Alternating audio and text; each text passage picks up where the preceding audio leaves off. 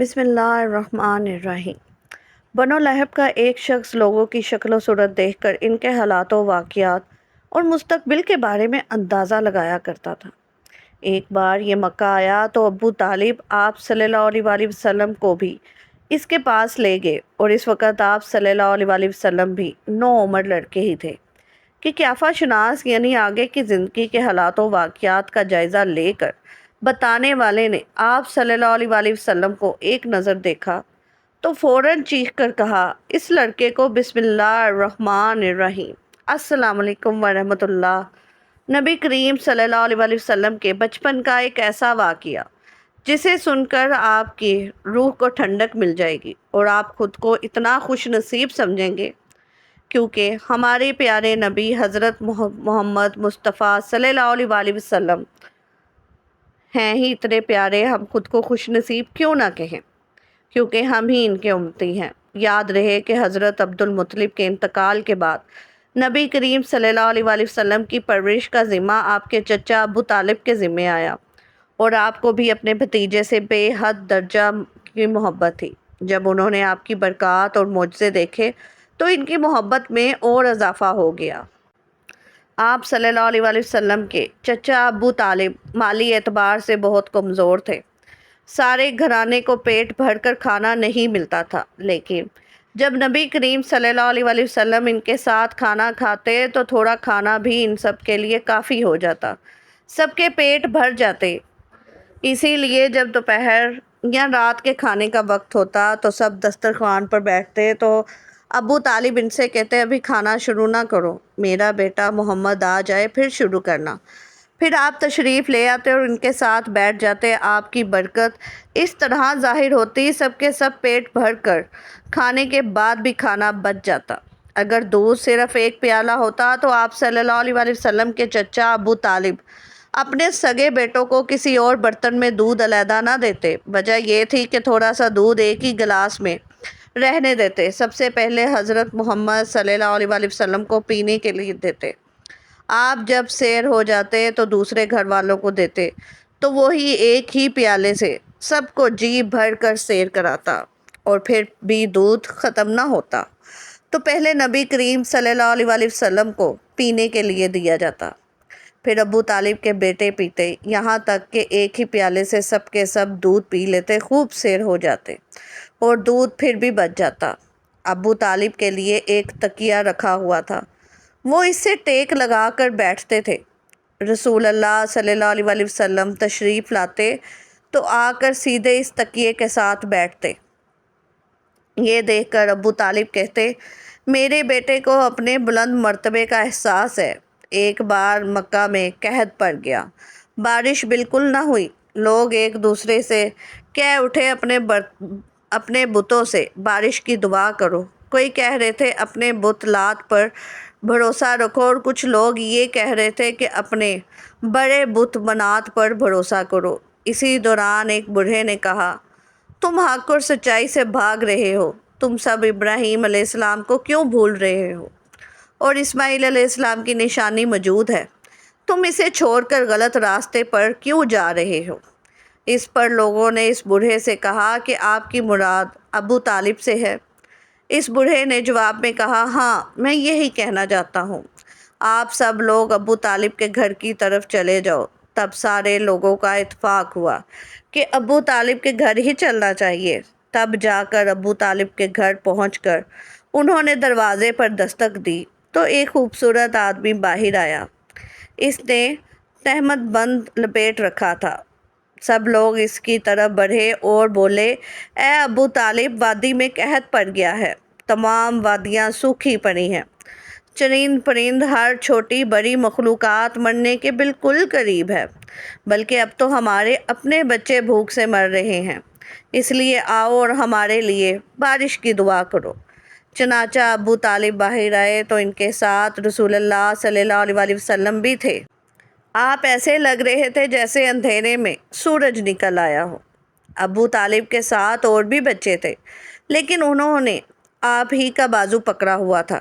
اس کے بعد ابو طالب نے آپ کی انگلی پکڑ کر کعبے کا طواف کیا۔ یہ طواف کر رہے تھے اور دوسرے لوگ آسمان کی طرف نظر اٹھا اٹھا کر دیکھ رہے تھے، جہاں بادل کا ایک ٹکڑا بھی نہیں تھا۔ لیکن پھر اچانک ہر طرف سے بادل گرج کر آنے لگے۔ اس قدر زوردار بارش ہوئی کہ شہر اور جنگل سیراب ہو گئے۔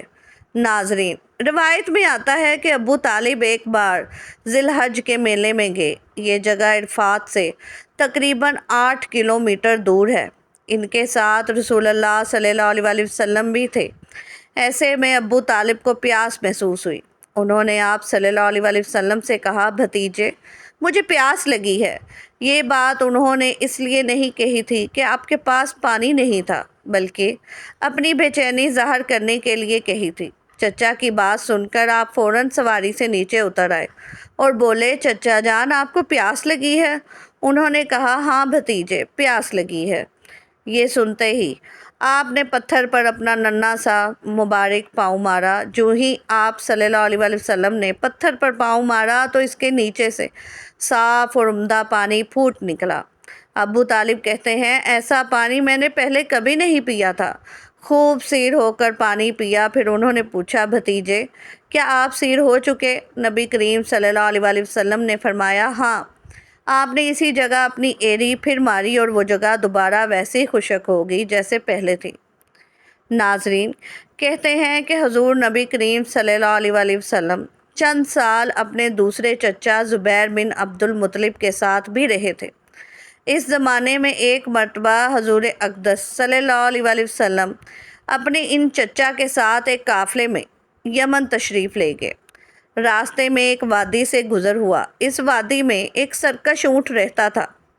گزرنے والوں کا راستہ روک لیتا تھا، مگر جو ہی اس نے نبی کریم صلی اللہ علیہ وسلم کو دیکھا تو فوراً بیٹھ گیا اور زمین سے اپنی چھاتی رگڑنے لگا، اور آپ صلی اللہ علیہ وسلم اپنی اونٹ سے اتر کر اس پر سوار ہو گئے۔ اب وہ اونٹ آپ کو لے کر چلا اور وادی کے پار تک لے گیا۔ اس کے بعد آپ صلی اللہ علیہ وسلم نے اس اونٹ کو چھوڑ دیا۔ روایات کے مطابق یہ قافلہ جب سفر سے واپس لوٹا تو ایک ایسی وادی سے اس کا گزر ہوا جو طوفانی پانی سے بھری ہوئی تھی۔ پانی موجیں مار رہا تھا۔ یہ دیکھ کر آپ نے قافلے والوں سے فرمایا، میرے پیچھے پیچھے آؤ۔ پھر آپ اطمینان سے وادی میں داخل ہو گئے۔ باقی لوگ بھی آپ کے پیچھے تھے۔ اللہ تعالیٰ نے اپنی قدرت سے پانی خشک کر دیا اور آپ صلی اللہ علیہ وسلم پورے قافلے کو لیے پار ہو گئے۔ قافلہ مکہ پہنچا تو لوگوں نے یہ حیرت ناک واقعات بیان کیے تو لوگ سن کر بول اٹھے، اس لڑکے کی تو شان ہی نرالی ہے۔ ابن ہشام لکھتے ہیں، بنو لہب کا ایک شخص بہت بڑا کہف شناس تھا، یعنی لوگوں کی شکل و صورت دیکھ کر ان کے حالات اور مستقبل کے بارے میں اندازہ لگایا کرتا تھا۔ مکہ آتا تو لوگ اپنے بچوں کو اس کے پاس لاتے اور وہ انہیں دیکھ دیکھ کر ان کے بارے میں بتاتا تھا۔ ایک بار یہ آیا تو ابو طالب آپ صلی اللہ علیہ وسلم کو بھی اس کے پاس لے گئے، اور اس وقت آپ ابھی نوعمر لڑکے ہی تھے۔ قیافائی نے آپ صلی اللہ علیہ وسلم کو ایک نظر دیکھا تو کیاف شناس کی نظر آپ صلی اللہ علیہ وسلم کو دیکھتے ہی ٹھہر گئی۔ پھر وہ دوسرے بچوں کو دیکھنے لگا۔ فارغ ہونے کے بعد اس نے کہا، اس لڑکے کو میرے پاس لاؤ۔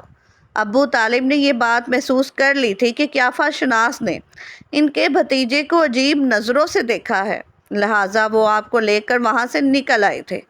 جبکہ قیافہ شناس کو معلوم ہوا کہ آپ نہیں ہیں تو وہ چیخنے لگا، تمہارا برا ہو، اس لڑکے کو میرے پاس لاؤ جسے میں نے ابھی دیکھا ہے۔ اللہ کی قسم وہ پریشانیاں ختم کرنے والا ہے۔ کہتے ہیں کہ ابو طالب نے نکلتے ہوئے اس کے یہ الفاظ سن لیے تھے۔ ناظرین، کتب میں آپ صلی اللہ علیہ وسلم کی شان کے حوالے سے ایک عجیب واقعہ نقل ہوا جو آپ صلی اللہ علیہ وسلم کے شام کے سفر کے حوالے سے ہے۔ کہتے ہیں ابو طالب نے تجارت کی غرض سے شام جانے کا ارادہ کیا تو نبی کریم صلی اللہ علیہ وسلم نے بھی ساتھ جانے کا شوق ظاہر فرمایا۔ بعض روایات میں آیا ہے کہ آپ میں جانے کے لیے خاص طور پر فرمائش کی۔ ابو طالب نے آپ کا شوق دیکھ کر کہا، اللہ کی قسم میں آپ کو ضرور لے جاؤں گا۔ تب آپ صلی اللہ علیہ وسلم کے چچا ابو طالب آپ کی محبت میں جھوم اٹھے اور کہنے لگے نہ ہی تم کبھی مجھ سے جدا ہو سکتا ہے، نہ میں تجھے کبھی اپنے سے جدا کر سکتا ہوں۔ ایک روایت میں یوں آیا ہے کہ آپ نے ابو طالب کی اونٹنی کی لگام پکڑی اور فرمایا، چچا جان آپ مجھے کس کے پاس چھوڑے جا رہے ہیں؟ میری نہ ماں ہے نہ باپ۔ اس وقت آپ کی عمر مبارک 9 سال تھی۔ آخر ابو طالب آپ کو ساتھ لے کر روانہ ہوئے، آپ کو اپنی اونٹنی پر بٹھایا، راستے میں عیسائیوں کی ایک عبادت گاہ کے پاس سے گزرے۔ خانقاہ کے راہب عالم نے نبی کریم صلی اللہ علیہ وآلہ وسلم کو دیکھا تو چونک اٹھا۔ اس نے ابو طالب سے پوچھا، یہ لڑکا تمہارا کون ہے؟ انہوں نے جواب دیا، یہ میرا بیٹا ہے۔ یہ سن کر راہب نے کہا، یہ تمہارا بیٹا نہیں ہو سکتا۔ یہ سن کر ابو طالب بہت حیران ہوئے اور بولے، کیا مطلب؟ کیوں میرا بیٹا نہیں ہو سکتا بھلا؟ اس راہب نے کہا، یہ ممکن ہی نہیں، اس لڑکے کا باپ زندہ ہو۔ راہب نے زور دے کر کہا، کیونکہ یہ نبی ہے۔ مطلب یہ تھا کہ ان میں جو نشانیاں ہیں وہ دنیا کے آخری نبی کی ہیں، اور ان کی ایک علامت یہ ہے کہ وہ یتیم ہوں گے۔ ان کے باپ کا انتقال اسی زمانے میں ہو جائے گا جبکہ وہ ابھی پیدا ہونے والے ہوں گے۔ اس لڑکے میں آنے والے نبی کی تمام علامات موجود ہیں۔ ان کی ایک نشانی یہ ہے کہ بچپن میں ان کی والدہ کا بھی انتقال ہو جائے گا۔ ابو طالب نے اس راہب عالم سے پوچھا، نبی کیا ہوتا ہے؟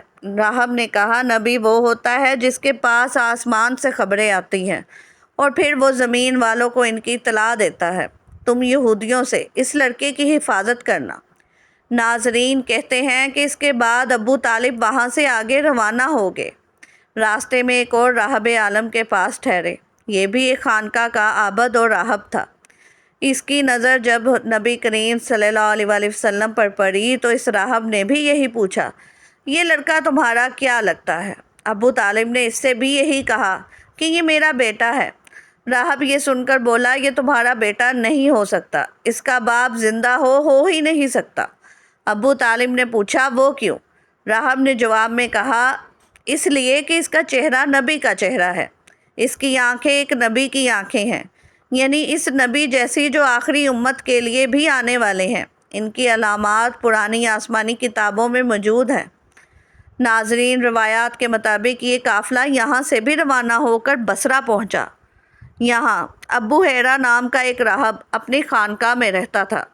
اس کا اصل نام جرجیس تھا۔ وہ بہت زبردست عالم تھا۔ حضرت عیسیٰ علیہ السلام کے زمانے سے اس خانقاہ کے راہب نسل در نسل یہ عالم فاضل خاندان ہی چلا آ رہا تھا۔ اس طرح اس زمانے میں سب سے بڑا عالم ابو حیرہ ہی تھا۔ قریش کے لوگ اکثر بحیرہ کے پاس سے گزرا کرتے تھے، مگر اس نے کبھی ان سے کوئی بات نہیں کی تھی۔ مگر اس بار اس نے قافلے میں آپ کو دیکھ لیا تو پورے قافلے کے لیے کھانا تیار کروایا۔ راہب نے یہ منظر بھی دیکھا کہ نبی کریم صلی اللہ علیہ وآلہ وسلم پر ایک بدلی سایہ کیے ہوئے تھی۔ جب یہ قافلہ ایک درخت کے نیچے آ کر ٹھہرا تو اس نے بدلی کی طرف دیکھا، وہ اب اس درخت پر سایہ ڈال رہی تھی اور اس درخت کی شاخیں اس طرف جھک گئی تھیں جدھر نبی کریم صلی اللہ علیہ وآلہ وسلم موجود تھے۔ اس نے دیکھا بہت سی شاخوں نے آپ کے اوپر جھمکھٹا کر لیا تھا۔ اصل میں ہوا یہ تھا، جب نبی کریم صلی اللہ علیہ وآلہ وسلم اس درخت کے پاس پہنچے تو قافلے کے لوگ پہلے ہی سایہ دار جگہ پر قبضہ کر چکے تھے۔ اب آپ کے لیے کوئی سایہ دار جگہ نہیں بچی تھی۔ چنانچہ آپ صلی اللہ علیہ وآلہ وسلم جب دھوپ میں بیٹھے تو شاخوں نے اپنا رخ تبدیل کر لیا اور آپ کے اوپر جمع ہو گئیں۔ اس طرح آپ مکمل طور پر سائے میں ہو گئے۔ راہب ابو حیرہ نے یہ منظر صاف دیکھا تھا۔ آپ کی یہ نشانی دیکھ کر اس نے قافلے والوں کو پیغام بھجوایا، اے قریش کے سرداروں، میں نے آپ لوگوں کے لیے کھانا تیار کروایا ہے۔ میری خواہش ہے کہ آپ تمام لوگ کھانا کھانے آئیں، یعنی بچے، بوڑھے اور غلام سب آئیں۔ راہب ابو حیرہ کا یہ پیغام سن کر قافلے میں سے ایک نے کہا، اے ابو حیرہ، آج آپ نیا کام کر رہے ہیں؟ ہم تو اکثر اس راستے سے گزرتے ہیں، آپ نے کبھی دعوت کا انتظام نہیں کیا، پھر آج کیا بات ہے؟ بحیرہ نے انہیں صرف اتنا جواب دیا، تم نے ٹھیک کہا، لیکن بس آپ لوگ مہمان ہیں اور مہمان کا اکرام کرنا بہت اچھی بات ہے۔ اس طرح تمام لوگ بحیرہ کے پاس پہنچ گئے، لیکن اللہ کے رسول صلی اللہ علیہ وآلہ وسلم ان کے ساتھ نہیں تھے۔ انہیں پڑاؤ ہی میں چھوڑ دیا گیا تھا۔ آپ کو قافلے کے ساتھ اس لیے نہیں لے جایا گیا تھا کہ آپ کم عمر تھے۔ آپ وہیں درخت کے نیچے بیٹھ کے ادھر بحیرہ نے لوگوں کو دیکھا اور ان میں سے کسی میں اسے وہ صفت نظر نہ آئی جو آخری نبی کے بارے میں اسے معلوم تھی۔ نہ ان میں سے کسی پر وہ بدلی نظر آئی، بلکہ اس نے عجیب منظر دیکھا کہ وہ بدلی وہیں پڑاؤ کی جگہ پر ہی رک گئی تھی۔ اس کا صاف مطلب تھا بدلی وہیں ہے جہاں اللہ کے رسول ہیں۔ تب اس نے کہا، اے قریش کے لوگوں، میری دعوت سے آپ میں سے کوئی بھی پیچھے نہیں رہنا چاہیے۔ اس پر کچھ نے کہا، اے ابو ہریرہ، جن لوگوں کو آپ کی اس دعوت میں لانا ضروری تھا ان میں سے تو کوئی رہا نہیں۔ ہاں، ایک لڑکا رہ گیا ہے جو سب سے کم عمر ہے۔ بحیرہ نے بولا، پھر مہربانی فرما کر اسے بھی بلا لیں۔ یہ کس قدر بری بات ہے کہ آپ سب آئیں اور آپ میں سے ایک رہ جائے۔ میں نے اسے آپ لوگوں کے ساتھ دیکھا تھا۔ تب ایک شخص گیا اور آپ کو ساتھ لے کر ابو ہریرہ کی طرف روانہ ہوا۔ اس وقت وہ بدلی آپ کے ساتھ ساتھ چلی اور تمام راستے اس نے آپ صلی اللہ علیہ وآلہ وسلم پر سایہ کیے رکھا۔ بحیرہ نے یہ منظر صاف دیکھا اور اب آپ کو اور زیادہ غور سے دیکھ رہا تھا اور آپ کے جسم مبارک میں وہ علامات تلاش کر رہا تھا جو ان کی کتب میں درج تھی۔ جب لوگ کھانا کھا چکے ادھر ادھر ہو گئے، تب بحیرہ آپ کے پاس آیا اور بولا، میں بت لات کے نام پر آپ سے چند باتیں پوچھنا چاہتا ہوں۔ جو میں پوچھوں آپ مجھے بتائے۔ آپ نے فرمایا، منات کے نام پر مجھ سے کچھ نہ پوچھو۔ اللہ کی قسم، مجھے سب سے زیادہ نفرت انہی سے ہے۔ ابو ہریرہ بولا، اچھا تو پھر اللہ کے نام پر بتائے جو میں پوچھنا چاہتا ہوں۔ تو آپ نے فرمایا، پوچھو، کیا پوچھنا ہے؟ اس نے بہت سے سوالات کیے، آپ کی عادات کے بارے میں پوچھا۔ اس کے بعد اس نے آپ کی کمر پر سے کپڑا ہٹا کر مہر نبوت کو دیکھا، ویسے ہی تھی جیسا کہ اس نے اپنی کتابوں میں پڑھا تھا۔ اس نے فوراً مہر نبوت کی جگہ بوسہ دیا۔ قریش کے لوگ سب دیکھ رہے تھے اور حیران ہو رہے تھے، آخر لوگ کہے بغیر نہ رہ سکے۔ یہ راہب حضرت محمد صلی اللہ علیہ وآلہ وسلم سے بہت دلچسپی لے رہا تھا، شاید ان کے نزدیک ان کا مرتبہ بہت بلند ہے۔ ادھر نبی کریم صلی اللہ علیہ وآلہ وسلم سے بات چیت کرنے کے بعد ابو ہریرہ ابو طالب کی طرف آیا اور بولا، یہ لڑکا تمہارا کیا لگتا ہے؟ ابو طالب نے کہا، یہ میرا بیٹا ہے۔ اس پر بحیرہ نے کہا، نہیں، یہ تمہارا بیٹا نہیں ہو سکتا۔ یہ نہیں ہو سکتا کہ اس کا باپ زندہ ہو۔ ابو طالب کو یہ بات سن کر حیرت ہوئی۔ پھر انہوں نے کہا، دراصل یہ میرے بھائی کا بیٹا ہے۔